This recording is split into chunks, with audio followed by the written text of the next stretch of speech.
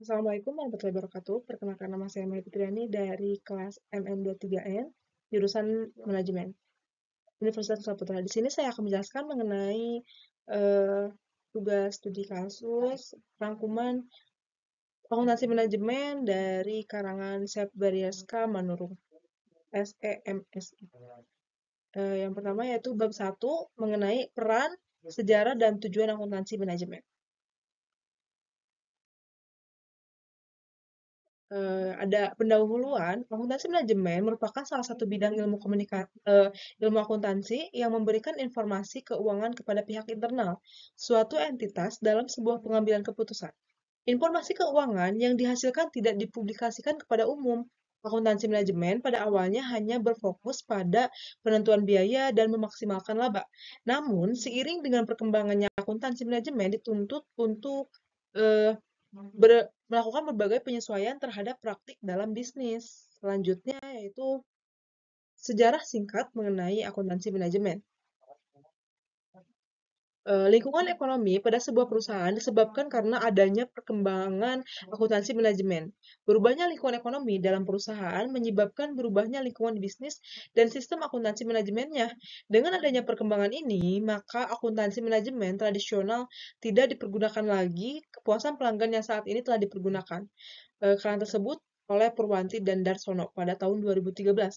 Pada abad ke-20, prosedur perhitungan biaya produk dan akuntansi manajemen dikembangkan antara tahun 1880 hingga 1925. Sebelum tahun 1914, banyak perkembangan awal yang menekankan pada perhitungan biaya produk, menelusuri tingkat laba perusahaan ke tiap produk, dan menggunakan informasi ini sebagai pengambilan keputusan yang strategis. Selanjutnya, seiring dengan munculnya pendekatan perhitungan biaya, persediaan pada tahun 1925 menekankan pada perhitungan biaya produk mulai ditinggalkan. Pengalokasian biaya manufaktur menjadi biaya persediaan. Dilaporkan kepada penggunaan eksternal, laporan keuangan perusahaan, sehingga laporan keuangan menjadi kekuatan yang dapat mendesain sistem akuntansi biaya.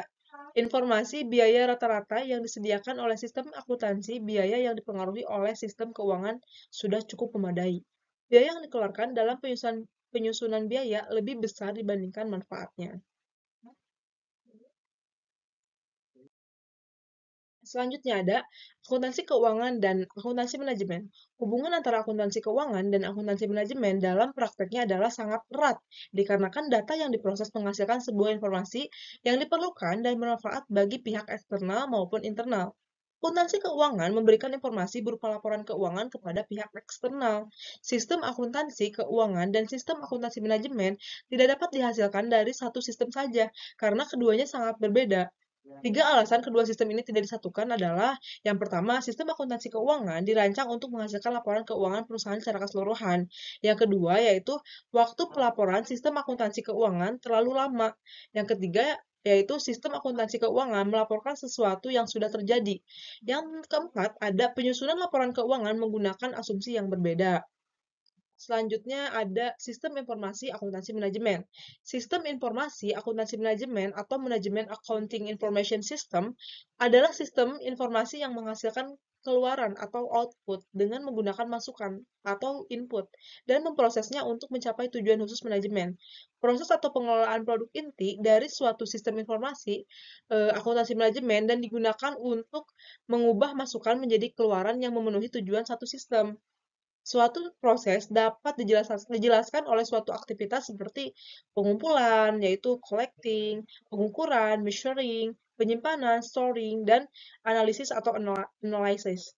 Pelaporan atau reporting dan pengelolaan managing informasi, yaitu menurut Hansen dan Mowen pada tahun 2005. Selanjutnya, tujuan utama sistem akuntansi manajemen yang pertama yaitu penyediaan informasi untuk menghitung biaya jasa dan produk serta tujuan lain yang diinginkan oleh manajemen. Yang kedua yaitu penyediaan informasi dalam perencanaan, pengendalian, dan evaluasi. Yang terakhir yaitu penyediaan informasi dalam pengambilan keputusan. Selanjutnya ada peran akuntan manajemen.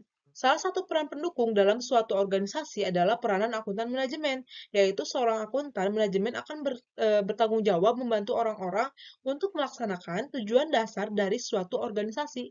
Posisi yang bertanggung jawab langsung pada tujuan dasar organisasi adalah posisi lini atau line position.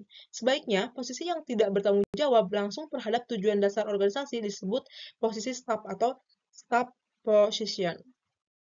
Selanjutnya ada tujuan dan fungsi akuntansi manajemen. Menyajikan suatu informasi keuangan yang dibutuhkan oleh manajemen perusahaan sebagai dasar dalam pengambilan kebijakan atau pengambilan keputusan merupakan tujuan dari akuntansi manajemen itu sendiri. Selain memiliki tujuan, akuntansi manajemen juga memiliki fungsi antara lain adalah sebagai alat analisis dalam pengambilan keputusan. Sebuah keputusan dapat diambil dengan baik dan benar apabila seluruh data dalam perusahaan, baik data kualitatif ataupun data kuantitatif dianalisa terlebih dahulu, terutama data yang berhubungan dengan strategi kepemimpinan dan lain sebagainya. Selanjutnya ada tren dalam akuntansi manajemen. Pada tahun 1925, biaya persediaan atau inventory costing merupakan prosedur akuntansi manajemen dalam pelaporan eksternal yang kemudian pada tahun 1950 hingga 1960 dilakukan peningkatan dengan berbagai usaha secara manajerial dari sistem biaya tradisional. Pada tahun 1980 hingga 1990, terdapat banyak praktik akuntansi manajemen tradisional yang tidak mampu mewujudkan kebutuhan manajerial pada umumnya. Melihat lingkungan bisnis yang semakin kompetitif, akuntansi manajemen mulai melakukan beberapa perubahan dalam konsep dan praktik-praktiknya agar mutu dan produktivitasnya semakin meningkat serta mampu meminimalisir biaya yang muncul. Beberapa praktik bisnis yang perlu dirubah dalam akuntansi manajemen adalah sebagai berikut. Yang pertama, orientasi pelanggan. Yang kedua, perspektif lintas fungsional. Yang ketiga, persaingan global. Yang keempat, manajemen mutu total. Yang kelima, waktu sebagai unsur kompetitif. Yang keenam, ada kemajuan dalam teknologi informasi. Dan yang ketujuh, yaitu ada kemajuan lingkungan manufaktur. Yang kedelapan, ada pertumbuhan dan deregulasi dalam industri jasa, STAR. Yang kesembilan, yaitu ada manajemen berdasarkan aktivitas atau ABM. Selanjutnya yaitu ada perilaku etis dan kode etik untuk akuntan manajemen. Praktik akuntansi manajemen berkembang dengan tujuan membantu manajer dalam memaksimalkan laba dan akuntan manajemen yang bertugas untuk membantu manajer dalam hal ini.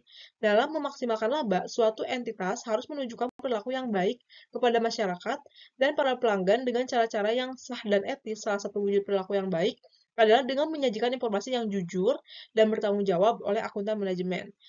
Karena tersebut dicetuskan oleh Purwanti dan Darsono pada tahun 2013. Selanjutnya, 10 nilai inti yang dimaksud dalam kutipan tersebut adalah sebagai berikut. Yang pertama, kejujuran atau honestly. Yang kedua, integritas atau integrity. Yang ketiga ada pemegang janji atau promise giving. Yang keempat ada kesetiaan atau fidelity. Yang kelima ada keadilan atau fairness. Yang keenam ada kepedulian terhadap sesama atau caring for others. Yang ketujuh ada penghargaan kepada orang lain atau respect for others. Yang kedelapan ada kewarganegaraan yang bertanggung jawab, yaitu responsible citizenship.